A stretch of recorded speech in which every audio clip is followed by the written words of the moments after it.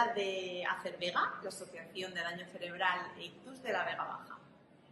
Acervega tiene su sede principal en Granja de Rocamora y cuenta con un punto de información en el centro comercial Ociopía, en Orihuela. De esta manera, podemos acoger a toda la población de la Vega Baja, que está formada por sus 27 municipios. Acervega es una asociación sin ánimo de lucro, fundada en el año 2012 por un grupo de personas afectadas por daño cerebral y sus familiares. La finalidad principal de Acervega es atender a las personas afectadas por daño cerebral y a sus familias, aunque no solo se centra en el daño cerebral, sino que además atendemos a personas con cualquier tipo de alteración neurológica. Las trabajadoras sociales de Acervega ofrecen la información, orientación y asesoramiento a las familias y personas afectadas desde la aparición del daño cerebral.